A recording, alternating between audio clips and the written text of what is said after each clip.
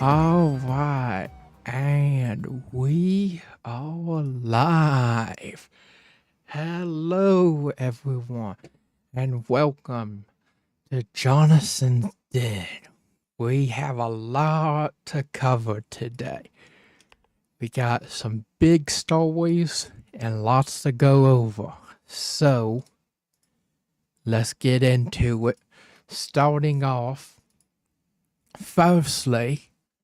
Firstly, starting off with what is happening over in the Middle East and European area.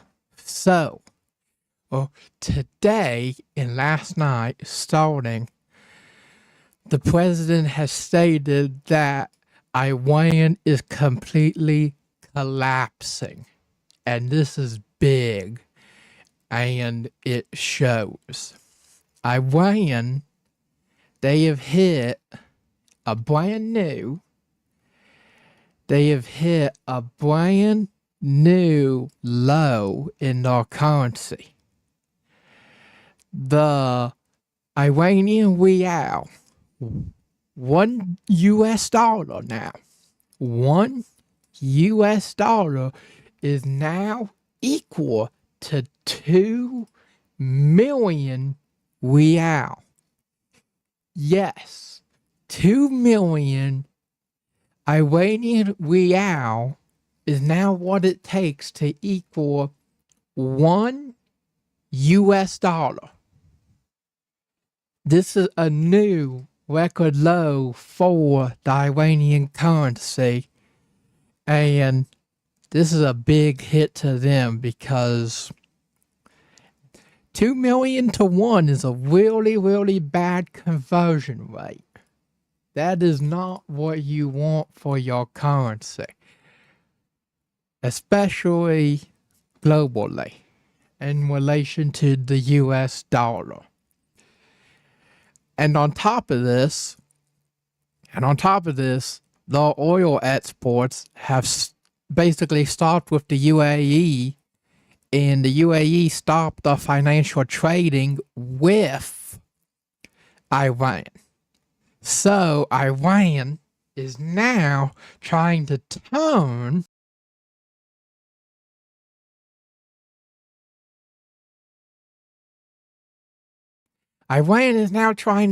to China and BRICS to shift away from US-controlled finance, because they don't want the money controlled by the US's economy. Because if they continue to allow it to be controlled by our economy, then that means that later on, if we need to, we will still have the power to cause another huge economic collapse with them, like what is happening right now. And the crazy part about this is that all of this, with Iran crashing and hitting a record low of 2 million to 1 currency exchange rate, this is all before Operation Economic D-Day. So we haven't even done Economic D-Day yet to drop on them to crush their finance. So, on top of that, it is already being destroyed before we even start our Operation D-Day, which in turn is just going to be worse for them, and it's going to collapse it even more. And this is going to be a big deal, especially since a few days ago, China, I think it was about a week ago, China said that it is not going to work. Our plan, Economic D-Day, to collapse the Iranian currency and cause a crash in the economy was not going to work. But now it is crashing, and we haven't even started yet with what we were going to do. So, with us not even starting our plan yet, and it already crashing, there's a good chance China was wrong about this, and we are going to crush it even more, and going to top this record low of a 2 million to 1 exchange rate to who knows what.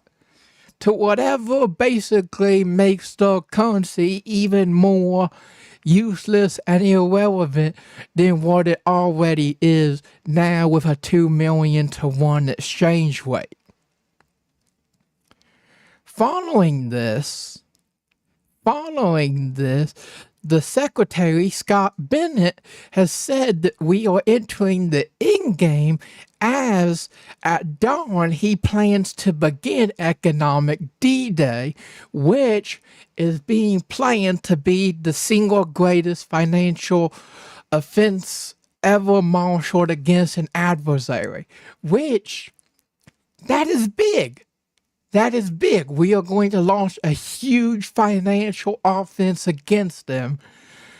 And Iran is getting over their head, and they do not want to deal with us because we're launching our Economic D-Day, and this is coming after the economy is crashed with a 2 million to 1 exchange rate with the US dollar. It's crazy. Like, the exchange rate is already dying, and now we're going to launch this attack, an operation to crush the economy, even more into the ground than what it already is. So that is big. Our currency at this point is getting kind of useless to the economy right now. And let's see here what the exchange rate is from the Iranian rial to the Chinese yuan. Okay, so now one Chinese yuan is 204,486.43 Iranian rial. So you're looking at about a 200,000 to 1 exchange rate in Chinese yuan, which, well, I mean, that is not a very good exchange rate. That's pretty bad. That's pretty bad. You do not want a huge exchange rate, especially like what they have now with the US dollar now being a 2 million to 1 showing. And with this,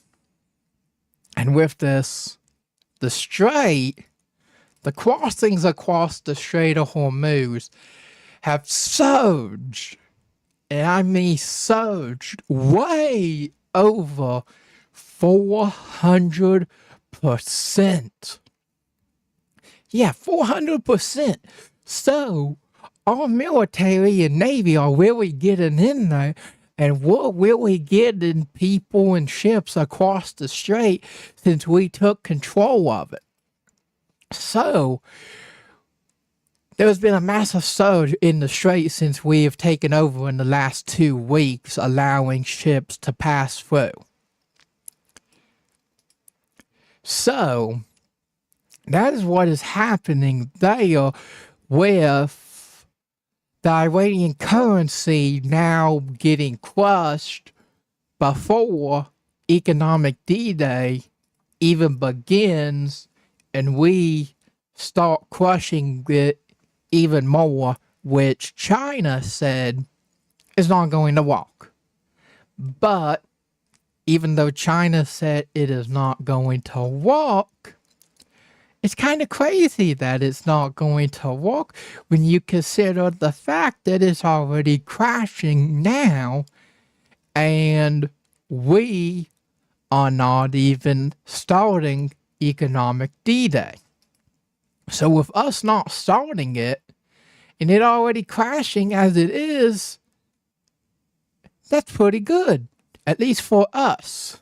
So, yeah, for us, that's really good that it's crashing, because that means the economy is going down, so then they won't be able to have money to sustain, stand out against us and keep stalling the war over and over and over. Which, well, if you look now back into this war, keeping this going, it actually helps Israel. And not just Israel, but specifically Benjamin Netanyahu. It helps benefit him because it allows him to keep the war going, and by keeping this war going,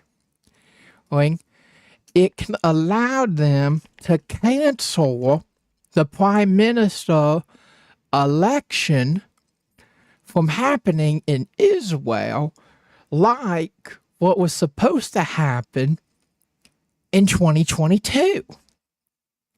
So, which he won. But what the key is the key is, if they keep going into this war, Netanyahu can use this war as a way to get the election postponed. And by getting the election postponed and canceled, that means that he can stay in power and not be challenged, because they can declare that it is canceled, because it would not be good for the country at this time to have a new leader in power. And Netanyahu needs to continue what he's doing before the people decide to get someone new in to actually fix what he is doing. So, while this is great for us, the Iranian economy getting crushed, it is absolutely awful for Israel and Benjamin Netanyahu and his plan to keep this going to at least pass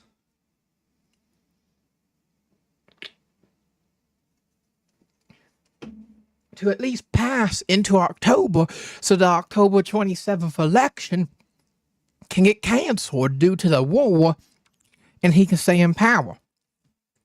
So, that is what is happening there, alongside Syria. The foreign minister has met with the director of Israel's Mossad agency. So, this goes into our next story happening over in the Middle East, like we were talking about, the tension rising between Turkey and Israel over Syria, and about how Turkey is getting too much power and are going to lead an attack to encircle and take out Israel, according to the former prime minister of Israel, who said, and we have the evidence, he said directly and called Turkey the new Iran. So, yeah, according to them, Turkey is extremely, extremely dangerous and is the new Iran, even though they haven't done anything. And like we found out when they got struck, we knew after, because it was revealed by them, that Turkey and such had told them, hey, we are not sitting up here permanently. We aren't planning to deploy here. We're not doing any of this, so you don't need to worry. But Israel, what are they going to do? They're going to hide the fact that they were told that they aren't going to have a military presence there. They're not planning on sitting up there. And this is just a small temporary thing. But they don't want us to know that. Which is why it was hidden from us. And the worst part, now at least, for Israel, is what we found out has now happened.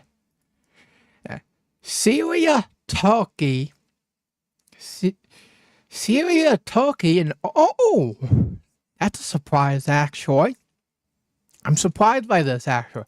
Syria, Turkey, and Israel formed a joint security committee to prevent clashes. That is surprising right there. Like, Israel joining a security committee to prevent a clash? Is this the white Israel? Like, actually trying to prevent a clash? Like, well, this is surprising. I did not expect this.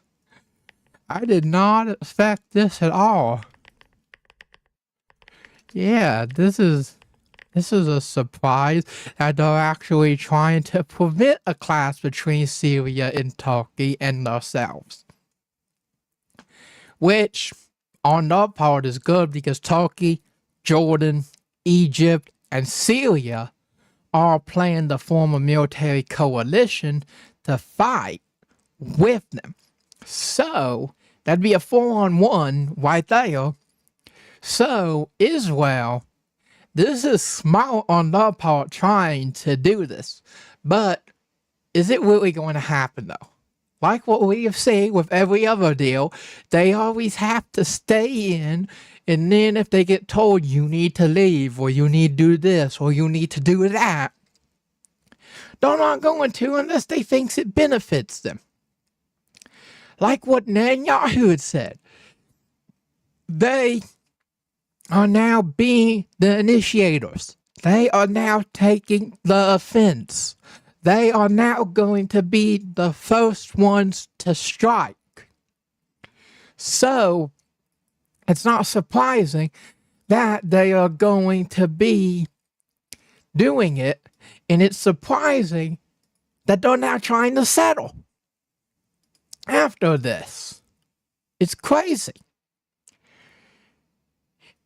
And it comes after they've gotten a warning from Turkey that they have contacts aimed to prevent this. And we, the United States, are pressing Israel to avoid this conflict with Turkey, which is the second largest NATO ally, which we are leaving NATO, and we are on really good terms with Israel. And if you look back a few months ago, the president said that we're great friends with Turkey, and that's why we're not going to bomb them when Netanyahu asked us to bomb them the first time. Because he said that we're good friends with Turkey and we're not going to bomb friends.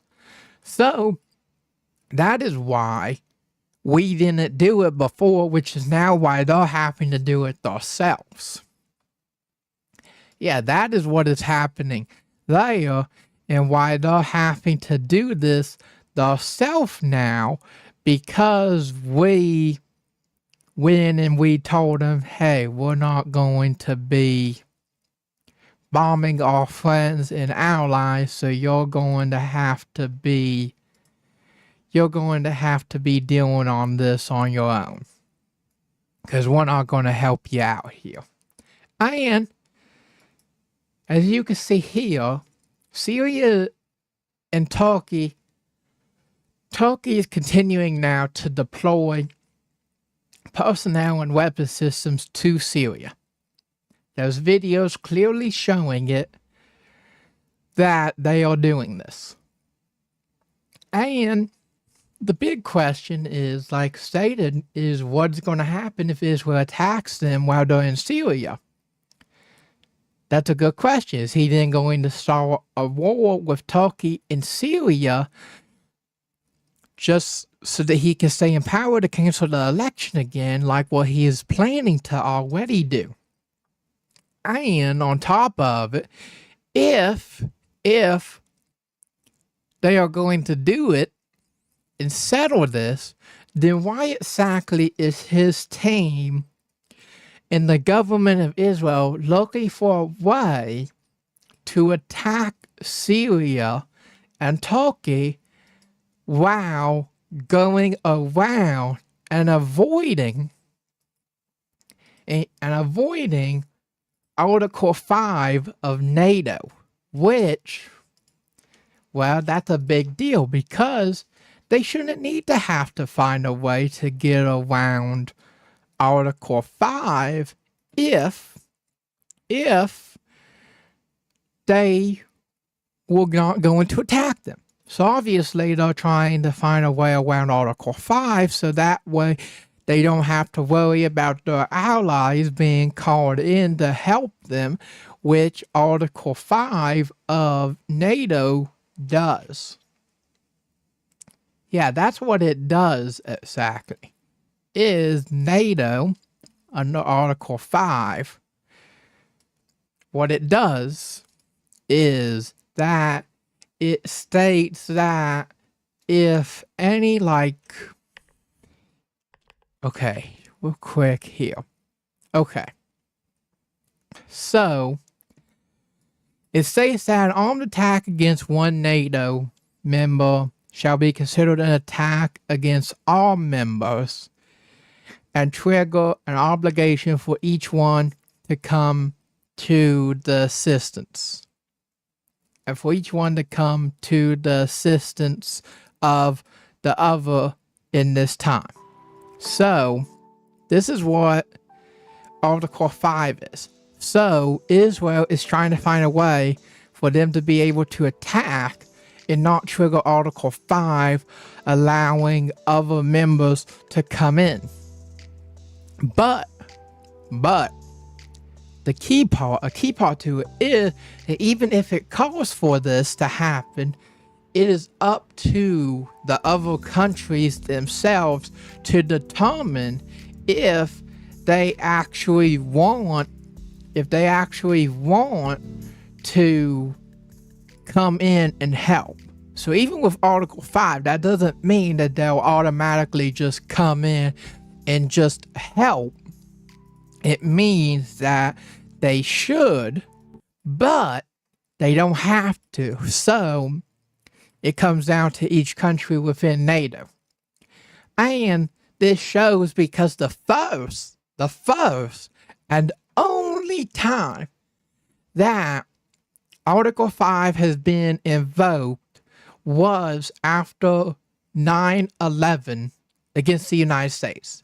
That is the first and only time that NATO has used the Article 5, which was made all the way back in 49. So they haven't had to use it much because it's been okay.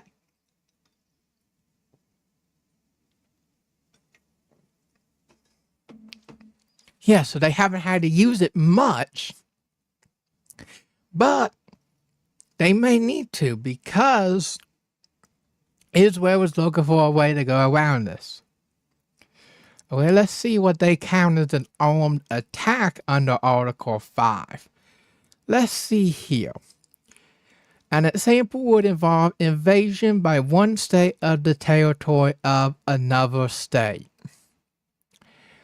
This type of threat continues to be a serious concern.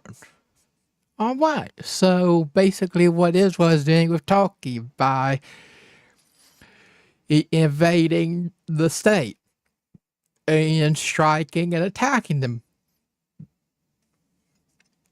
Alright, there we go. So they're trying to find a way around to not trigger it. That is what they are up to in trying to do this, which is why them forming a security committee with Syria and Turkey to prevent clashes is pretty insane. Yeah, that's why that is insane, because now they're actually using their heads like, hey, maybe we shouldn't start a war with everyone. But who knows? We'll just have to see if they actually decide to go through with it and actually keep what they're saying, or are they not going to? We'll just have to see. Hopefully it goes well.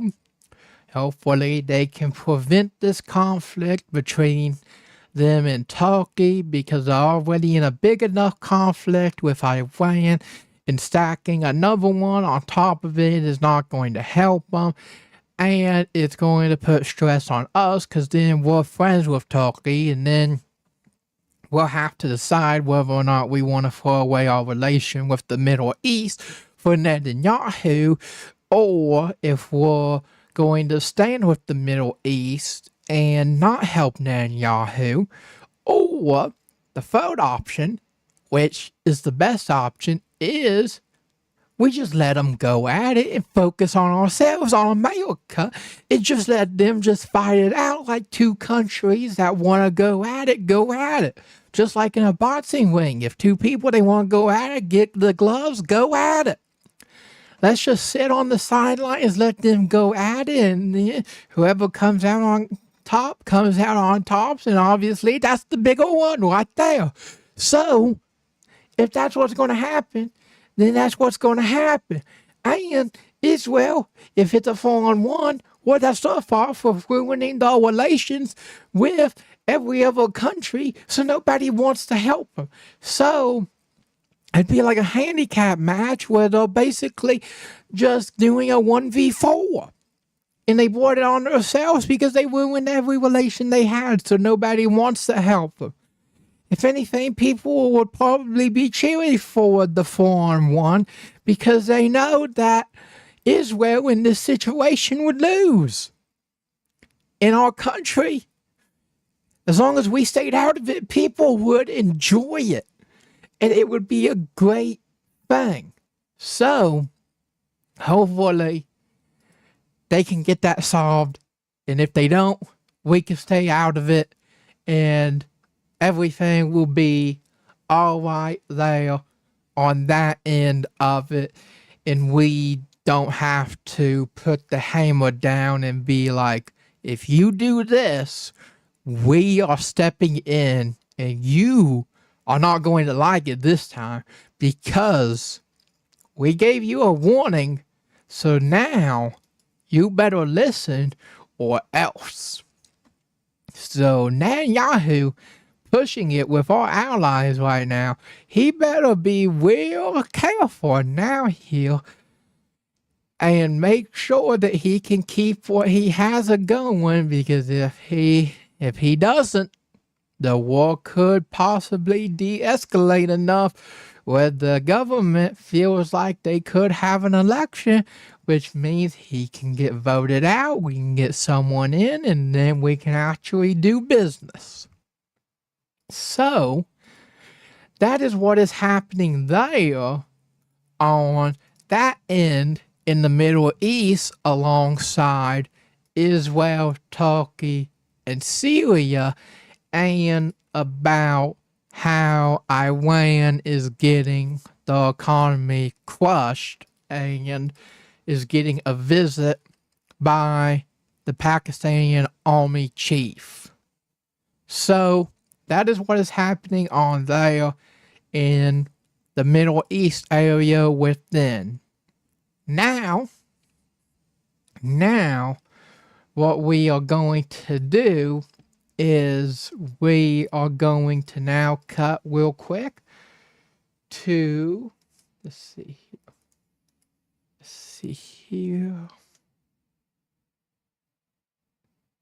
Oh. Yeah, so that's what's going on there. So now we're going to cut to a quick ad break and we'll be right back.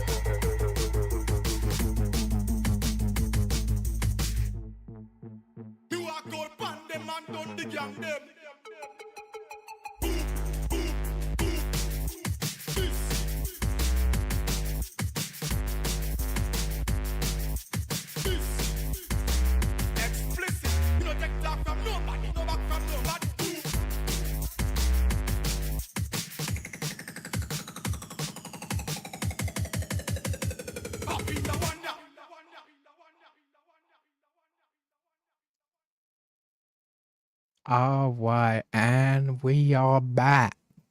Now, let's get into this with now what is going on in the conflict between Ukraine and Russia. As there has been some new breakings happening in this war against them.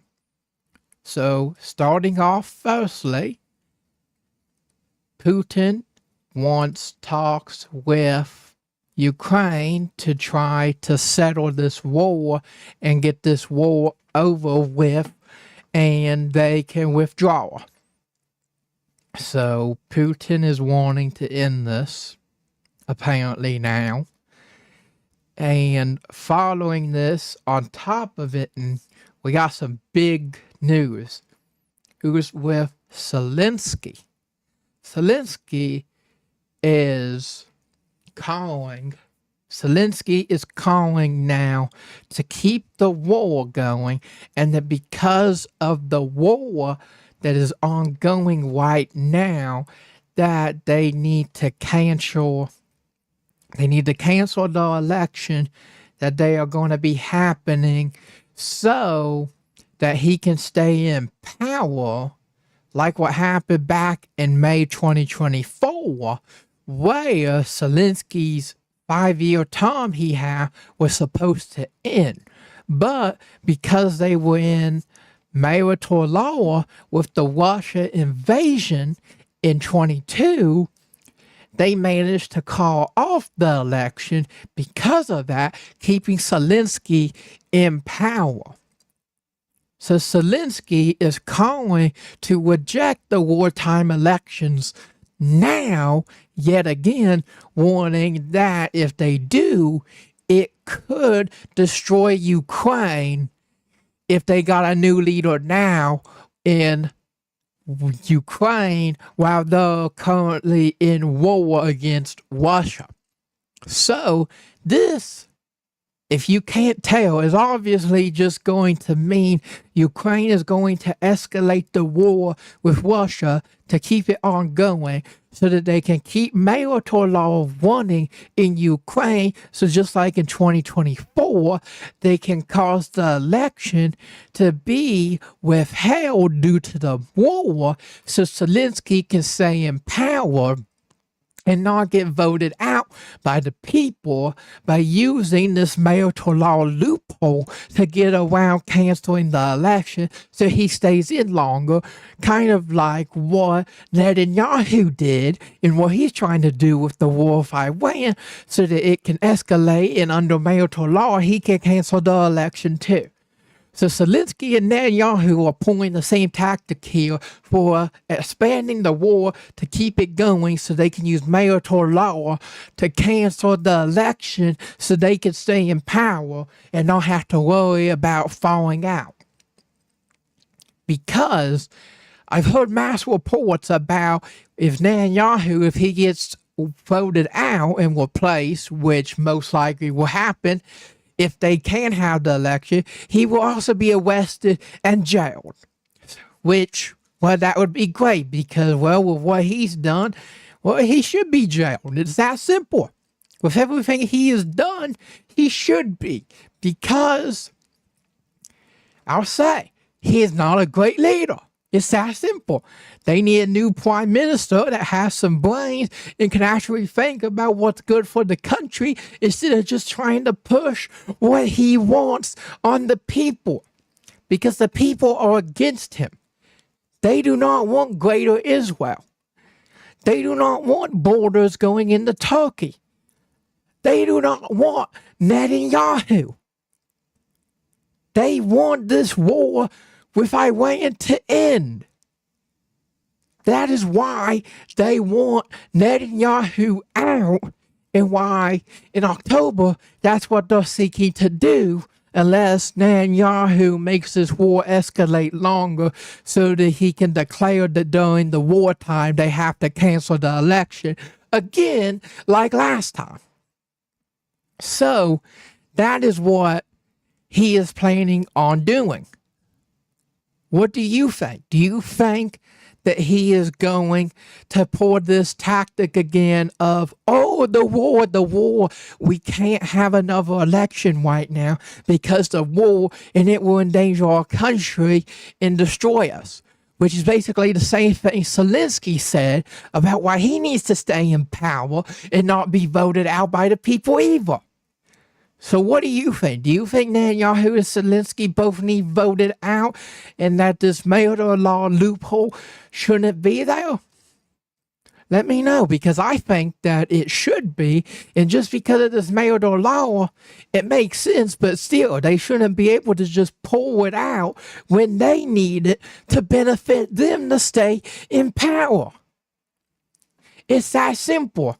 It is just them abusing the system here now with this marital law to help the people, but instead they are using it to just benefit themselves. Yeah. So that is what is going there. Also, hello. I see you here. So how are you doing? And what do you think about what Netanyahu and Zelensky are doing now about trying to use the war as a way to cause marital law so that they can cancel the election to stay in power? I think it shouldn't be there, but that's me. And I think a lot of people think so too. Because I get the marital law, but this is just purely abuse of it because they know that they will get voted out if they lose. No, I don't plan on it. But I do think, though, that we do need someone, though, a president, though, that is against AIPAC and the left and understands that we need to put America first and not just be down and go against everybody because Israel says so. Oh, also, I don't know about you, but the U.S., 100%. Besides, I don't care to say it that I'm American 100%, and we are the best. Oh, interesting. But yeah, that's what I think about that in terms of that. And next, I was about to go on to now about how,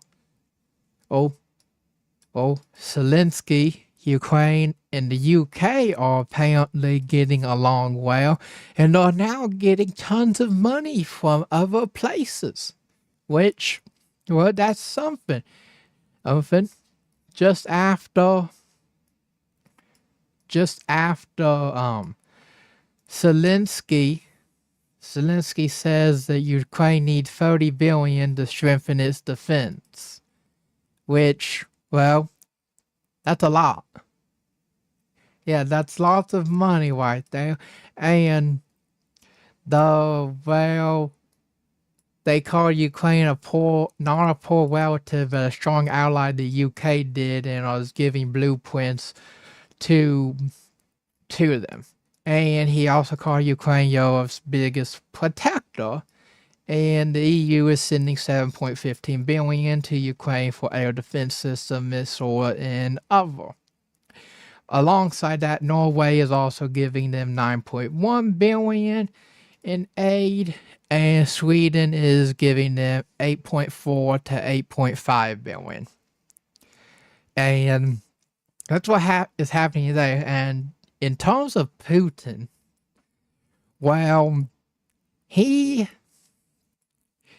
obviously is trying to take over to have the country of Ukraine be under Russia control, which is why he won't back down with this, because he knows that if he can just stall them out long enough and our allies such as the United States and others start backing out of helping Ukraine, then they obviously have the advantage, so they can take over. Personally, I don't think that we should support Putin necessarily, because what he is doing, trying to invade and take over, is not a good thing. It is a bad thing, him with this war with Ukraine now wanting to end it, but then now wanting to strike them if they keep getting help and all of this. So yeah, he's not necessarily on the good side either here. So that's what's happening there on that end, and what I think we should do about Putin and about how he needs to get drove out of Ukraine, and we need to show him the power we have. And concerning the president, and concerning our president now, some of his calls he's making, not the greatest calls, of course. Some of them are right. Some of his calls are good. But then some other times he just makes extremely crazy calls that we shouldn't listen to necessarily, because some of his calls are the right ones, some aren't. It depends exactly on which call you're talking about. The worst is, yeah, I can understand that one about being drafted. Yeah, that makes sense that would be the worst call. I mean, that is a really bad call right there, but at the same time, while that is indeed a bad call, I think one of the worst calls so far is the fact that we are just listening to Israel for everything instead of actually putting America first and focusing on ourselves. So the worst call he did was saying in this war, helping Netanyahu after we had a chance to back out and had a deal, and Netanyahu showed his cards and defied us in what we were trying to do to dissolve this war. So yeah, I think that's the worst call. Not necessarily about the being drafted into the war, but the fact that after we tried to settle it, he still decided to go against us and keep this war going onwards and keeping us in it when we could have backed out and left them on their own like every other country is done and doing so.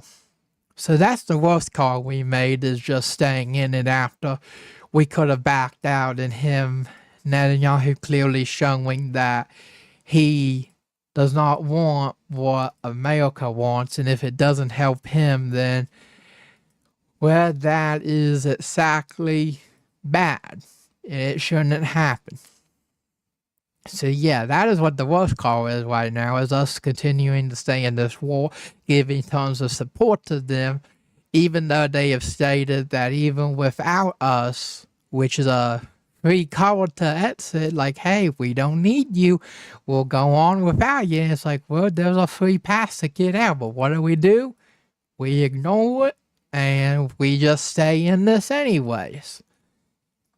Yeah, so that is the worst part, is that we've had the chance to back out multiple times and we still somehow refuse to stay in this, even though there is absolutely no purpose for us to stay in this, and it is only going to hurt ourselves through the instruction of Netanyahu. So that is what that is, and why that is the worst call we've made, is staying in the war. Yeah, so to summarize it, the worst call is us staying in this war after we could have left. We've tried settling deals, and Netanyahu won't listen and breaks the deals, and it is stated that they are not going to let this war end, and they are going to continue this war so he can stay in power instead. So that is the main thing, is that we've done what we needed to in the beginning. We've even given a free pass by them saying that they'll do this even without us, and yet somehow we didn't listen and we're still staying in this, even though they don't care if we're in it or not. So yeah, whether we're in it or not, they're going to continue what they're doing.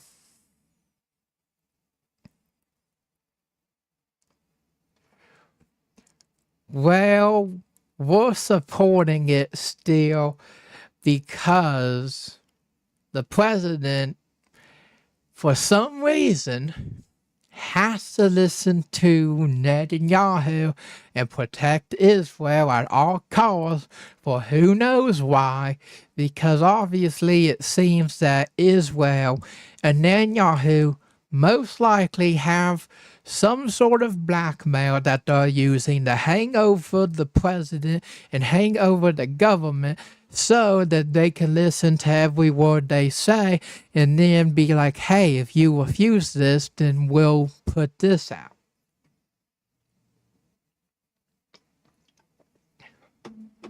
So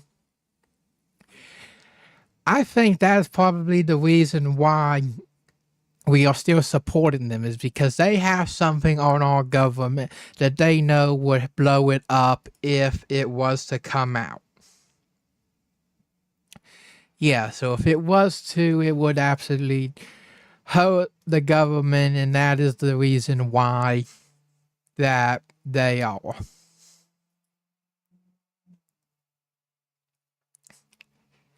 Yeah, I can see that about it, because I mean, saying that we are a superpower of a country, well, I mean, if we were really a superpower, then how come we can't just go in and actually do something?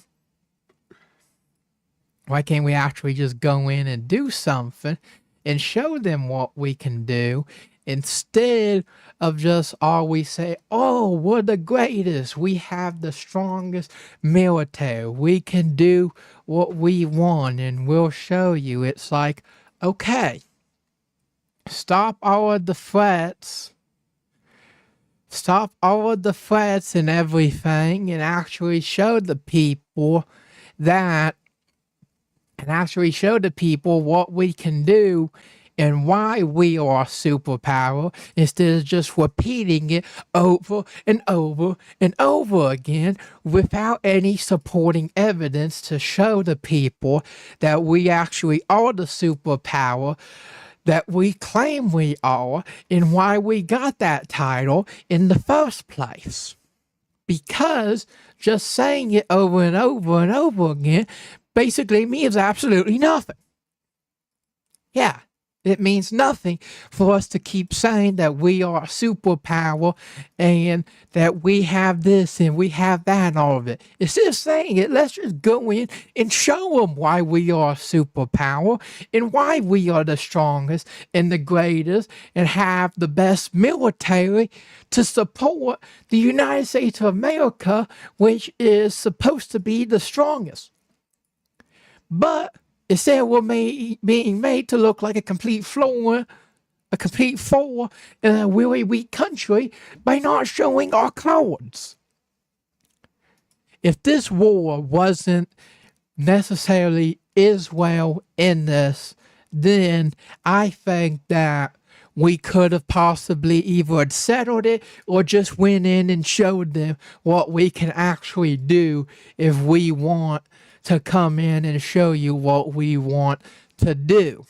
But because Israel is the big one in this, we have to listen to Netenyahu for some reason, because they're hiding something. So, yeah, obviously we can't show everybody that we're the superpower that we say we are, because that'll just go against Netanyahu and cause us to go against all of our allies and everybody who has actually helped us and that we have helped. Because we need the people to fear us.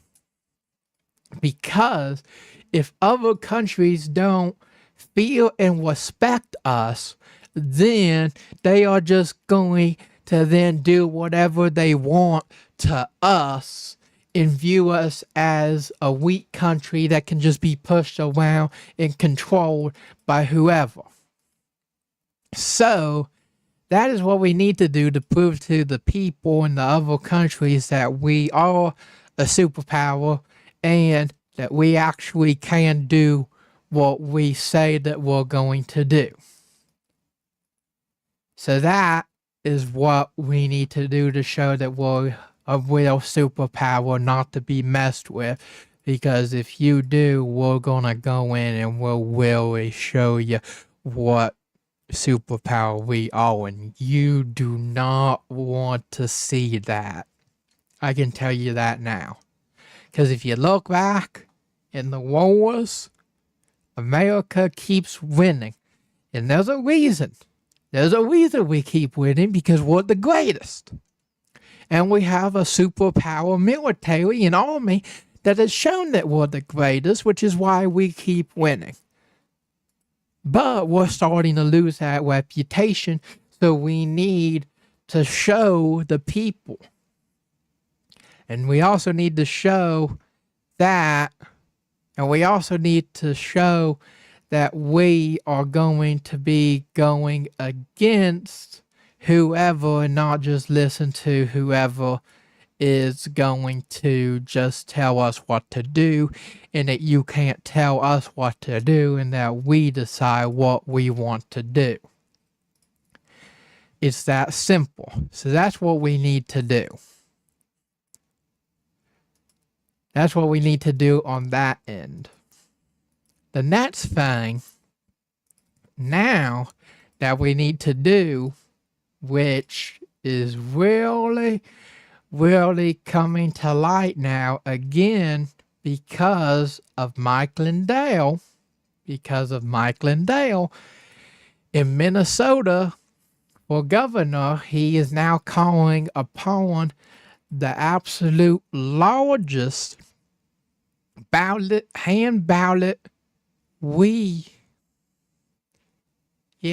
I see it, that he is calling for the greatest and largest hand ballot recount in the country, because it has been shown that there are errors in the election, and even if it does happen that he did indeed lose properly, he is not going to do it just for that.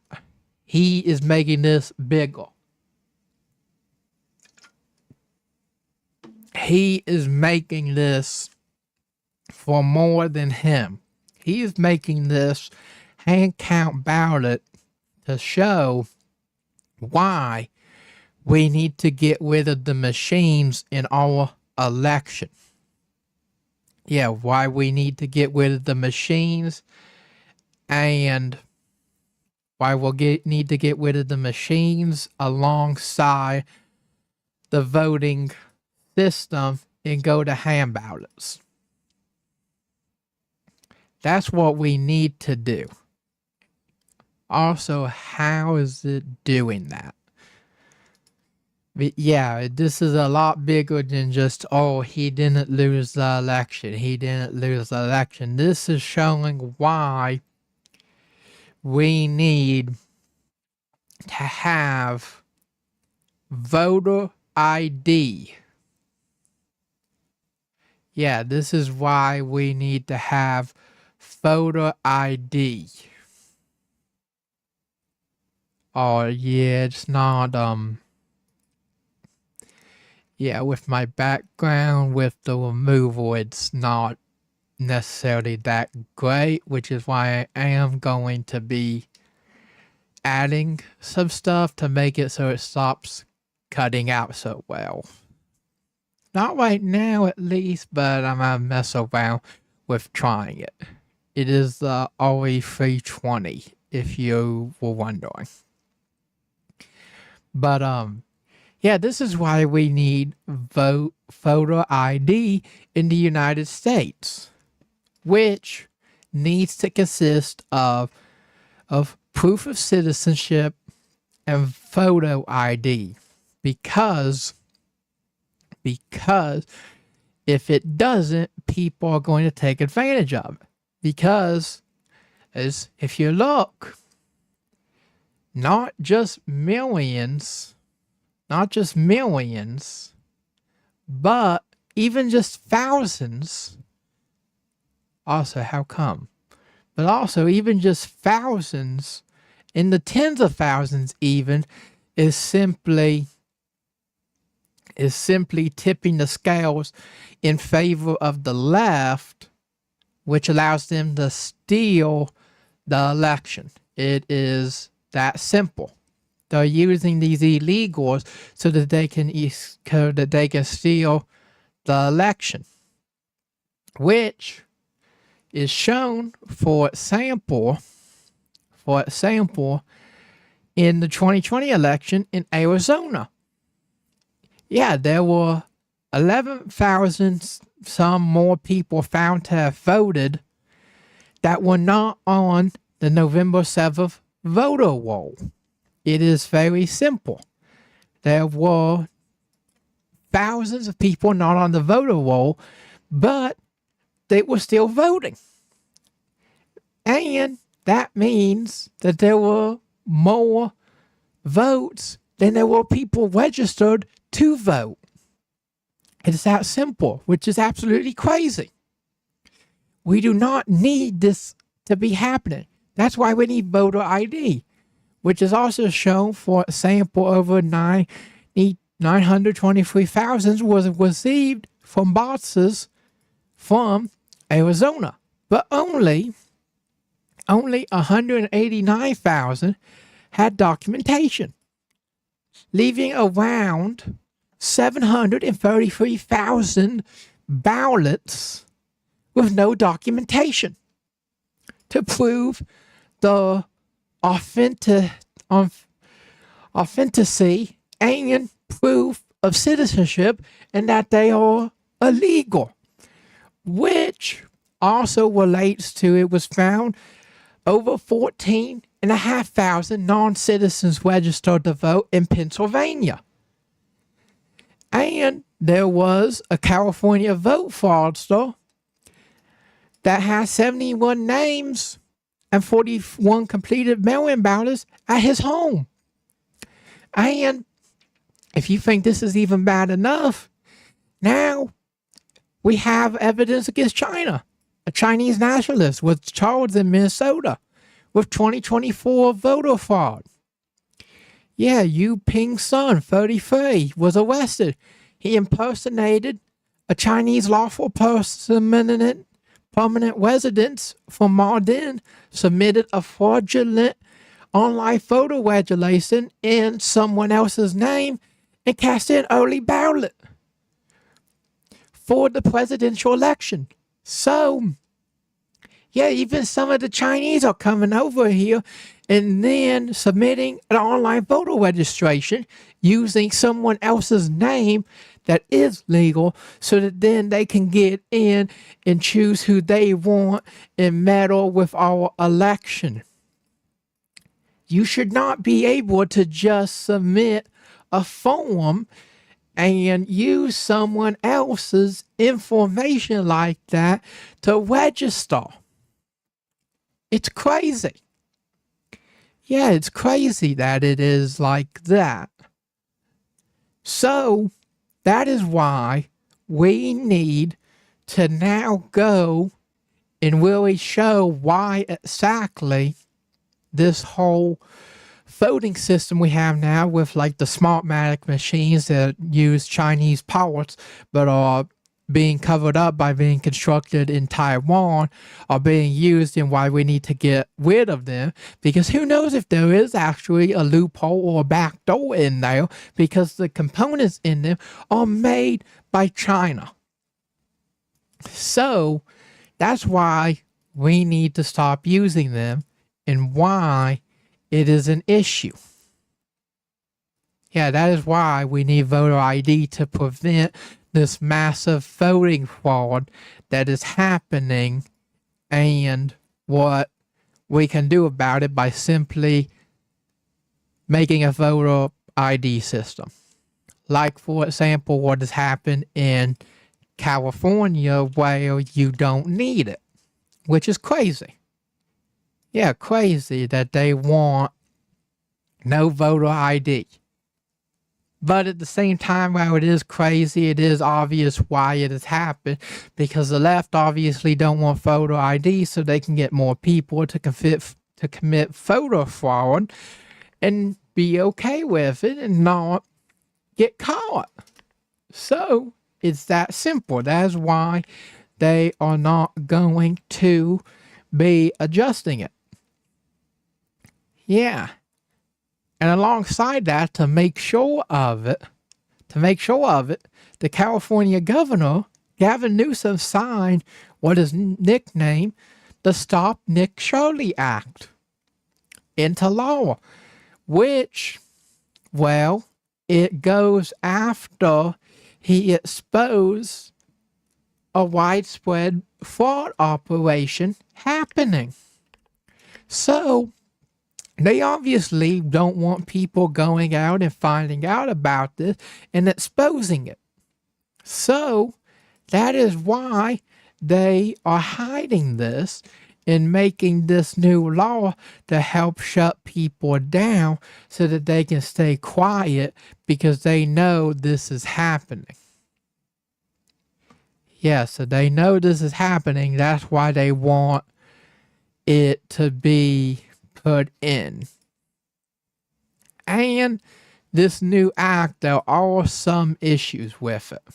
There indeed are some issues with it. For example, going against the First Amendment.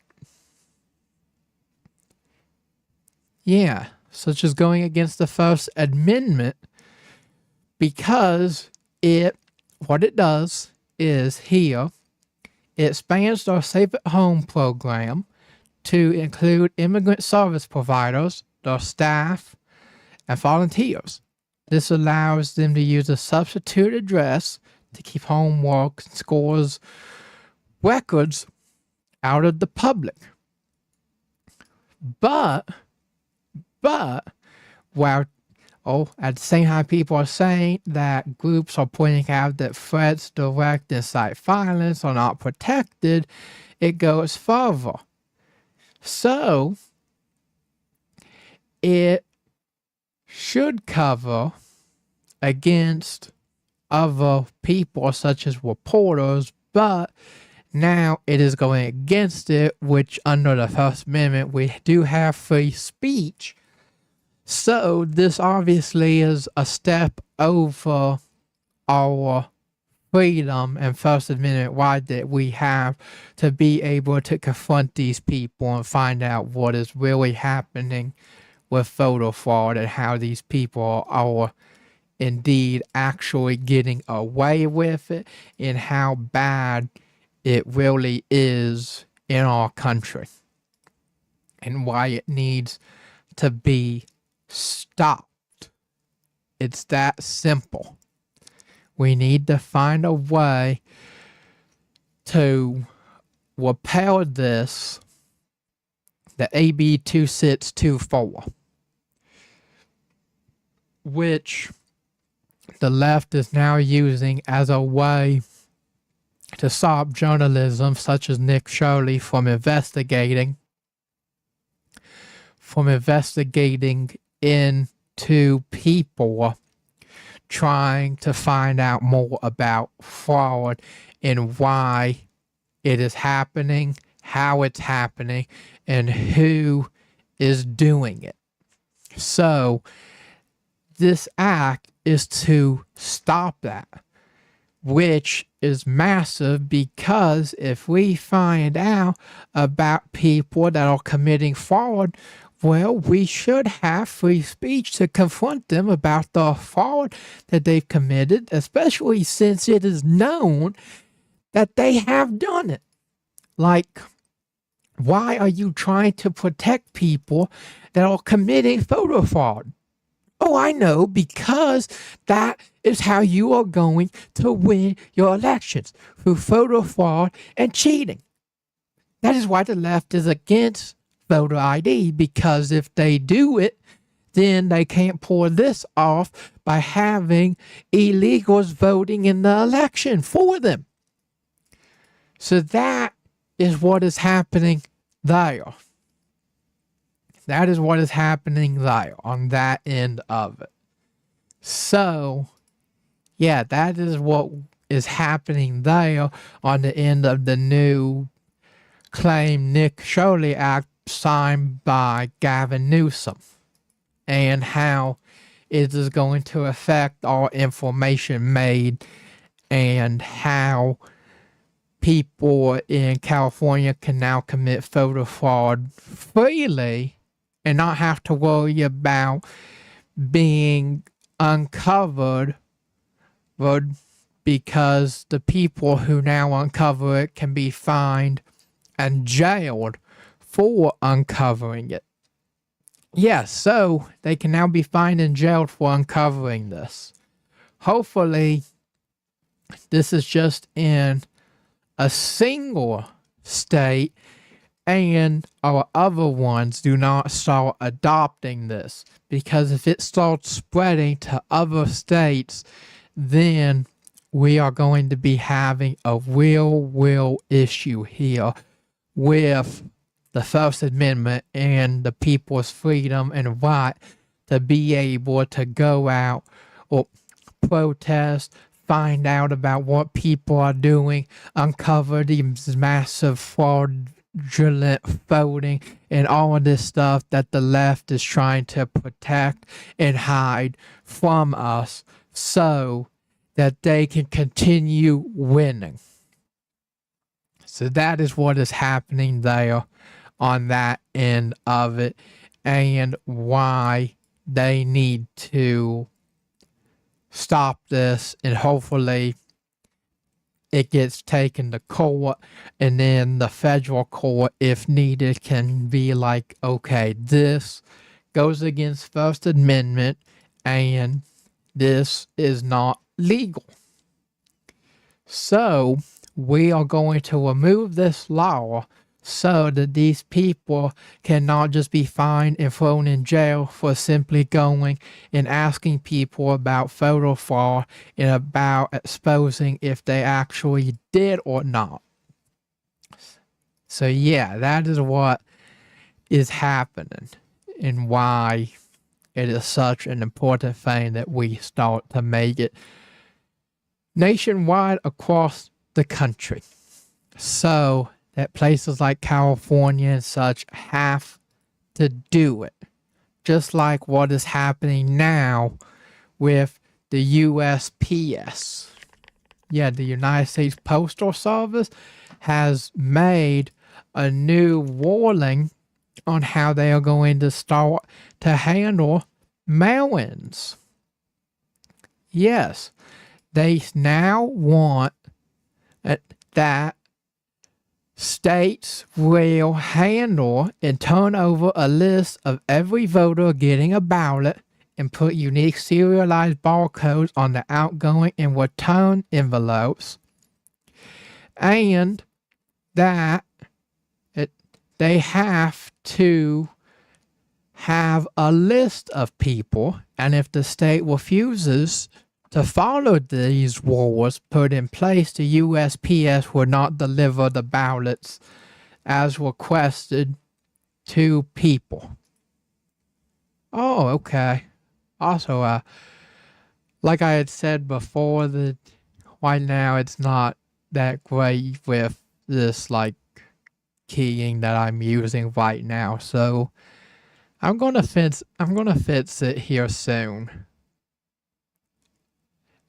No, not at all. Not even close. But yeah, I'm a mess around and try and get it to stop cutting. Well, because I simply don't have it. It's that simple. If I had it, well, then yeah, but I mean, I don't have it, so that's why. I was just talking about how the USPS is changing about how they're going to be delivering mail-in ballots now. Yeah, they have mail-in ballots now, or having the Postal Service not deliver them to people if the states refuse to listen to the Postal Service. No, I do not. Absolutely not. Not even close. It'd be nice, but no. But yes, what I was saying though is that the USPS is now issuing or requiring states to provide voter and ballot barcode data before the mail-in ballots can be delivered. So, states now have to deliver a voter list for mail-in ballots in order for them to be properly delivered, or they are not going to do it. It's that simple. If they do not hand over the list of people that are going to be doing it, and they don't have the barcodes for each individual one to mark it, then they are not going to deliver them. Which, this is a good first step to helping prevent voter fraud and how it is an issue. So the USPS is now taking it into their hands by filing back now, stating that if you don't hand over a list of the people that are getting these ballots to mail in, we are not going to deliver them. That simple. Either you give us a list of the people so we can verify it and have barcodes on each individual going out and in, or we're not going to give you the ballots. It's that simple, which is great because now we know, well, if they don't give out a list, they aren't getting them, which, well, I don't know right now, but we'll just have to wait and see how big of a difference this actually makes come time for a vote. Because this is probably going to make a really big difference in terms of the results we get now. Knowing that they have to provide a list. And we'll also get to see now what states are trying to hide behind this by not releasing the list needed. So now we're going to see what states are actually hiding this and are actually helping to it. I don't think so. I would say no. But this is how they are trying to do it. And now we'll have the evidence needed by saying, okay, which states are going to give us a list and which ones are going to hide behind it and not give it. So in the next election, this is going to be very foretelling about what states are actually going to supply and follow what needs to happen, or what exactly states are going against what we are wanting to do. It is very simple. So that is what is happening there on that end of it.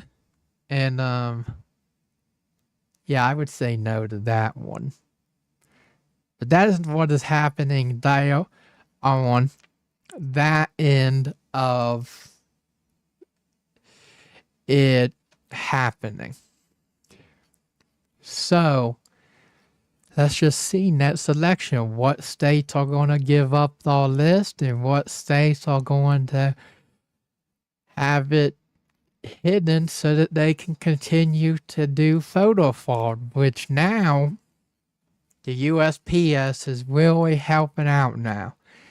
This is a big first step to it, and it's going to be really good to see what comes out of the Mike Lindell hand recount for governor of Minnesota, and how that is going to prove that the machines are rigged and they need to be stopped so that the machines cannot have a hidden back door or programmed by China or whoever to get who they want. So that is why this hand recount ballot in Minnesota being privately funded by Mike Lindell is a big deal, because it is going for more than just the state, but it is going to prove how the machines are secretly being rigged by the left to do what they want, and make it seem like the people are actually doing this rather than the left with the deep state infiltrated trying to make sure that it is the person. It is that simple. So in the midterm election coming up, we will see how much this makes a difference. And following on top of it, for the first time happening now, we are having a midterm convention. Yes.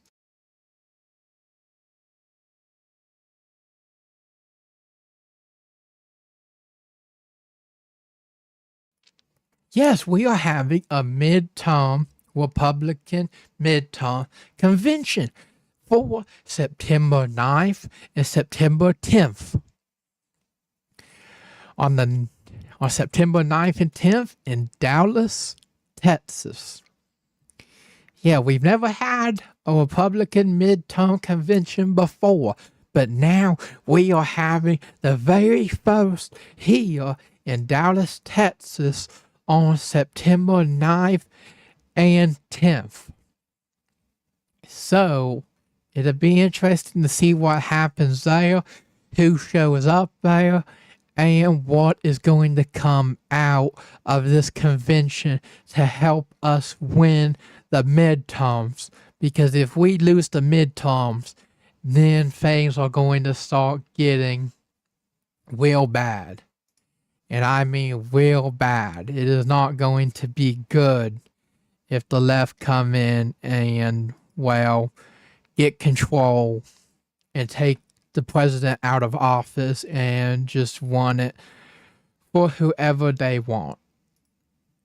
So Yes, this is going to be an interesting convention that we've never had before, and I'm curious now to see what the people inside are thinking about what is going to happen. Because I'm sure we're going to have some big name people there, like, for example, Alex Jones or Patrick Byrne, possibly, or Steve Bannon, or Mike Lindell with Lindell TV. I'm sure that they're going to be going in and they're going to be covering this and showing what is happening here with the convention that we've never had before.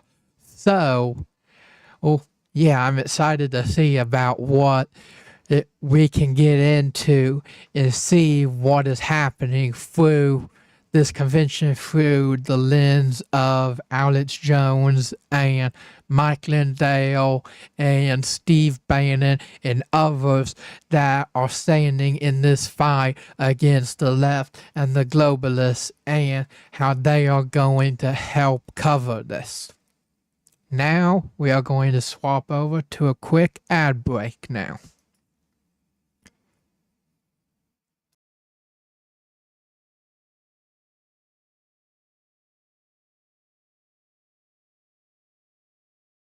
Here we are. This is old.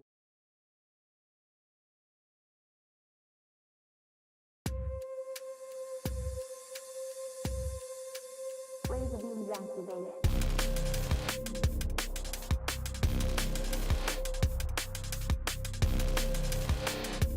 Laser beams.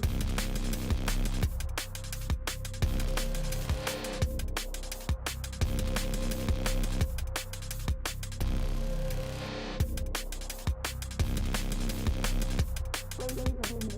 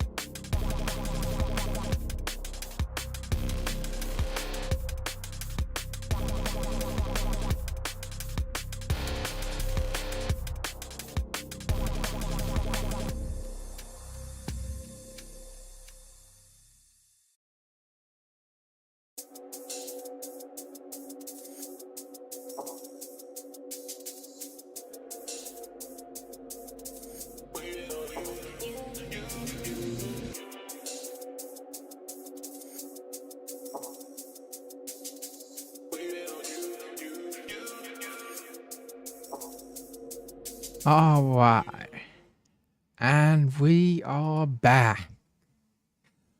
All right, here we go. So now, let's see what is happening now. Okay, so the left nominee for Senate in Texas, let's see what he is standing. He wants to take away the Second Amendment, of course, because the left doesn't like that, which is why they're using flock cameras to watch who goes in and out of gun ranges, of course. Okay, let's see, males to use female restrooms, crazy. Okay, thinks children should be allowed to transition, crazy. Believes, wait, what? This guy, he thinks there's 6 genders? What? That is crazy. 6, wow. Okay, he wanted to open the border. Okay, and attacked free speech, of course. So, yeah, this guy obviously, it seems, fits the bill for the left. Decides exactly what they want from someone. And, yeah, so, exactly what they want from a senator and person in power on their side. Someone who agrees with all of the craziness and what they think should happen and all of that, which is crazy that he thinks that. So this is exactly what's going to happen if they get into power. Let's see. What more can we find out about James Talarico? Wait, James.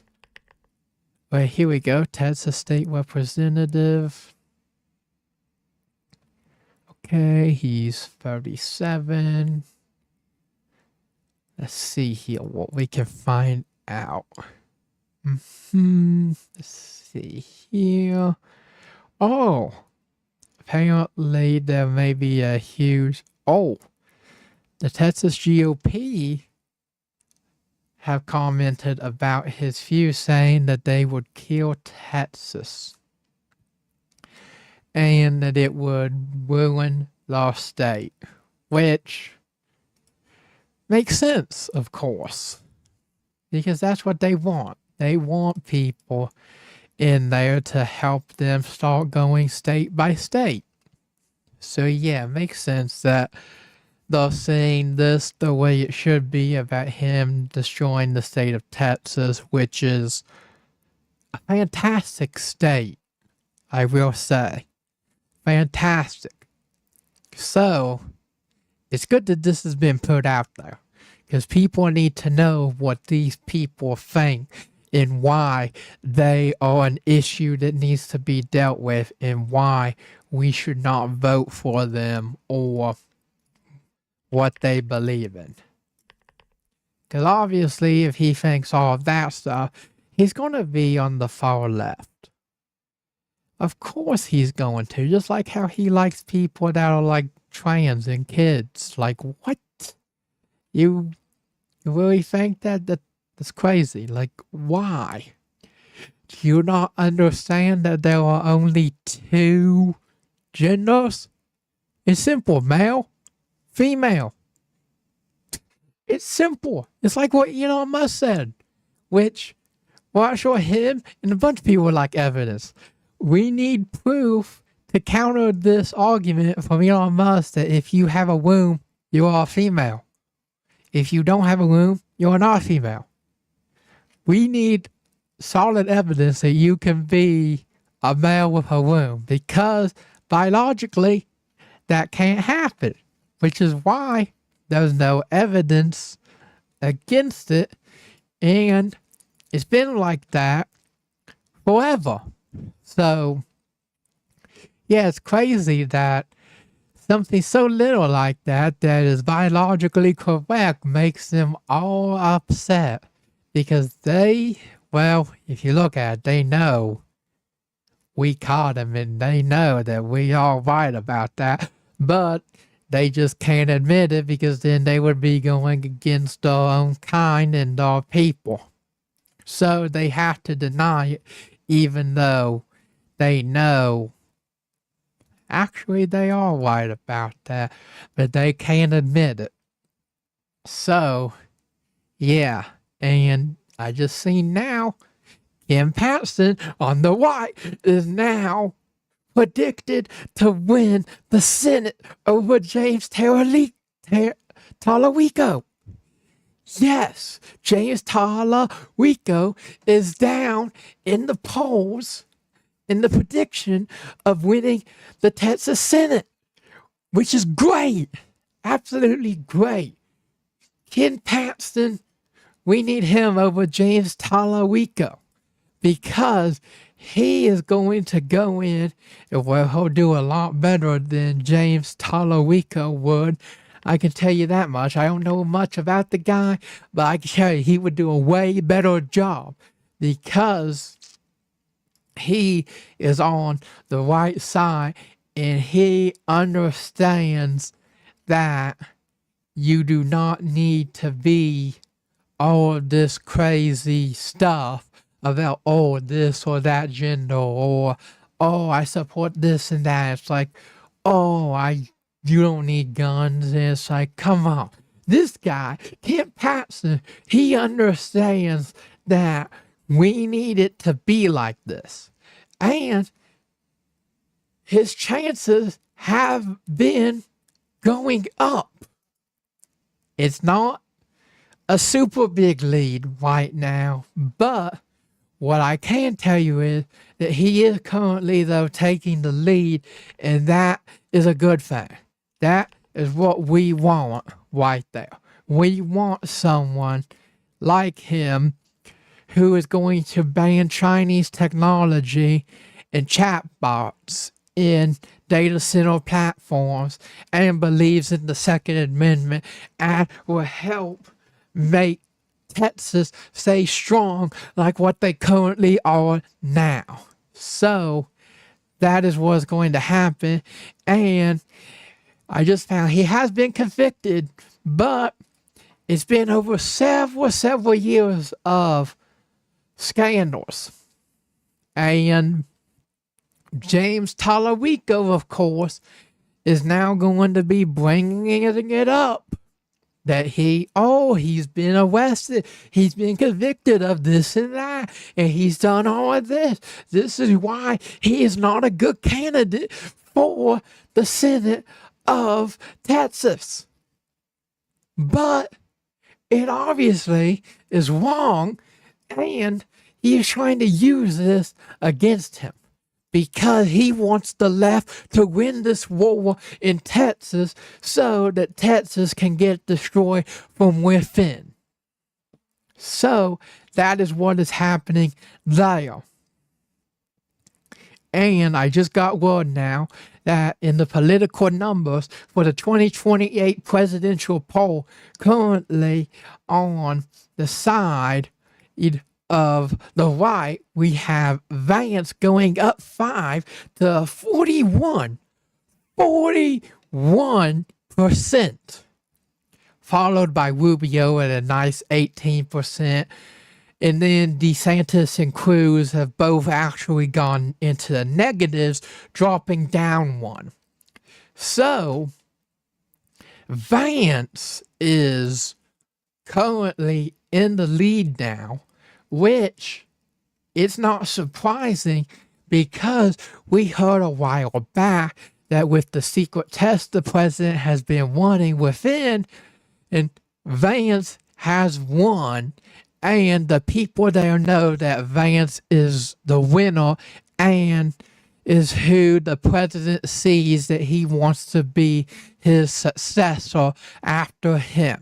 So we already know inside that the president now wants Vance to go in after him and that he has passed his test way more than the other people to show that he would be the right candidate for running for president. So his numbers going up is good. So it is going really good there. That it is going up for him in that he is going to be the successor. Now we just need to see who is going against him on the left and how are they going to go against him. I'm sure they'll probably bring something up related to him being the vice president to use them against him or his wife or anything of that sort against him so that they can portray him as the bad guy to get you to vote for the left who wants to open borders and to ruin the country. So that is what has happened there on that end of it. So, does anybody have any topics that you want to hear about? Let me know, and we can cover then what is happening there now before big news takes over and it starts ready from the big fake news trying to go against the right because the left has control over them. Yeah. Oh, nice. Nice. Okay. Let's see here.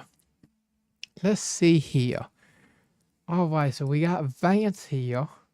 They're our biggest. China, you of course expect. They're our biggest economic competitor. I would expect that from China. I would not expect that from Canada. We have to remember, Canada is a state. Sorry, Freudian slip.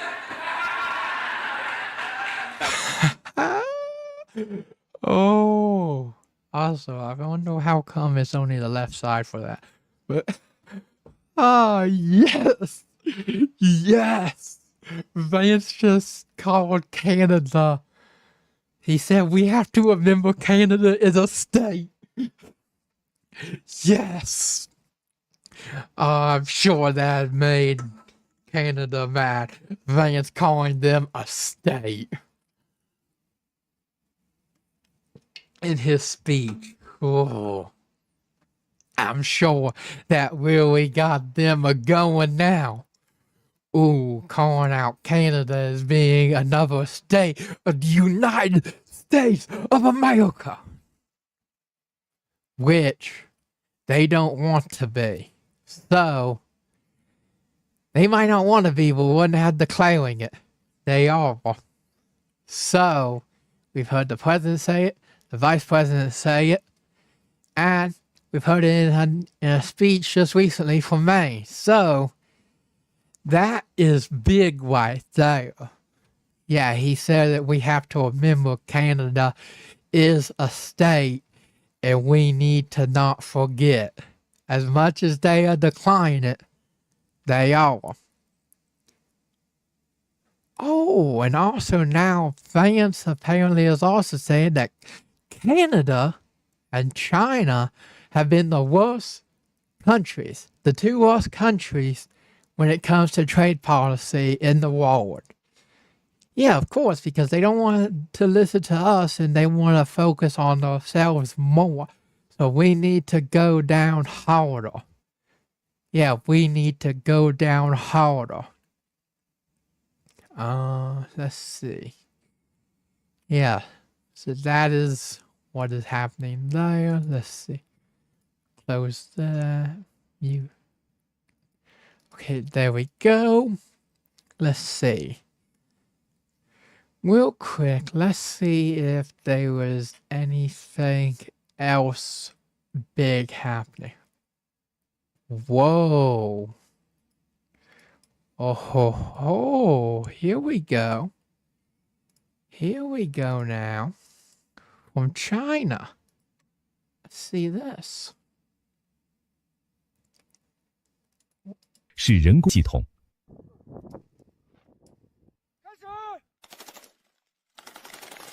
Oh, so China is now using robot marines. Oh, okay. 是 AI 技术的快速发展与军用机器人的大量出现，正在深刻改变着未来战争的形态。Huh. Doesn't look that bad. If it's real. Yeah, that's the thing, is if it's real, it don't look that bad. And we'll find out, because apparently they're sending the older ones now that they have to Iran. So whether or not it's real, well, we'll have to find out. But if it's not real, that is pretty impressive. Let's see here. Ooh.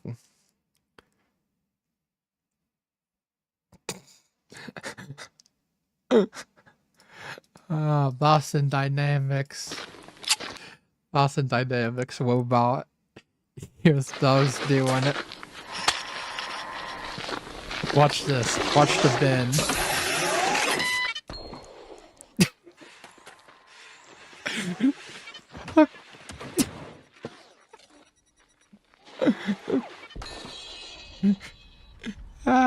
Kick him over.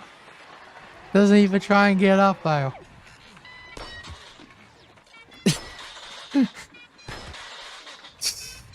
Keep it going, keep it going. You're almost there. There you go, you did it. Now what are you gonna do? Oh, you missed. Might want to look a little more careful next time so you can jump over it. Oh, okay. Boom! Pow!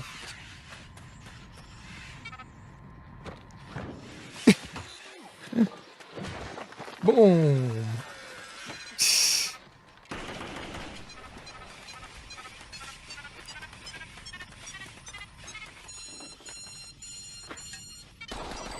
Whoa! Okay. Ooh, let's see here what this can do. Let's see. Okay. Seems like it has good human detection. Whoa! Did not expect him to just blow the head off of that sit-up dummy there. That was not expected. But yeah, did you see though, in order with the little pistol, I had to lean over like, ooh, I gotta make sure to bend over to make sure I hit this. I better not miss this. So just give me a few seconds to make sure I'm on. And then it's like, well, we could just get behind and kick you. I will say though, that for a good bit, that did have good human detection and not firing at people. So now, are they going to have a way to program it now to distinguish between good human and the enemy humans? Or is it just going to not go for anybody? That is the question, is how are they going to make it so it can determine which humans and people to actually target and not? Because if it just starts targeting people, that'll backfire on us. So, how are they going to do that to make sure that it doesn't fire against our own and only focuses on the enemy that we have programmed into it for it to depict? Let's see, and detect. Let's see here, what is the big part of this? We want to fight for you, defeat socialism by giving a stake in America. It's not just a 2-year or 4-year process, but we'll force the consensus that mess up communities. Okay, just science about defeating socialism and how we should do it. That's good that they know. And yeah, that is what is happening there. And alright, so yeah, well, he called it a state incident. And it meant country. Now we know it wasn't a slip up, Vance. We know it. You meant to say state. It's obvious. Besides, there's no point in them. Wait. What? Did they actually... Did the White House actually do that? Let's see. Did they actually... They did. Economic D-Day coming before I went with Paw Patrol. Oh, that's funny. You gotta see this. The White House using Paw Patrol for the Economic D-Day poster coming before I ran. Now we're calling him Paw Patrol. That is funny. That is funny. And here we're using Sesame Street. That's funny. Who's gonna be next? Now we've used Paw Patrol. Now we've used Sesame Street. If you look right here, we're using cars from Disney. What is going to be the next big children's IP that is being taken by the White House for this? We use cars, we've used Pokemon, now we're using Paw Patrol. What is going to be next? We've used Sesame Street. What are we going to do next? Elmo? That is funny. That is funny that is actually indeed real. I did not think that was real that they actually did that, but they have. That is funny. That is funny, them actually using Paw Patrol to help promote this. That is funny. That is indeed funny. Alright, so that's all for today, and I'll be back tomorrow, same place. Don't forget to like, subscribe, and follow to make sure you don't miss it. And we'll be back tomorrow, 12:30 p.m. Eastern, and goodbye.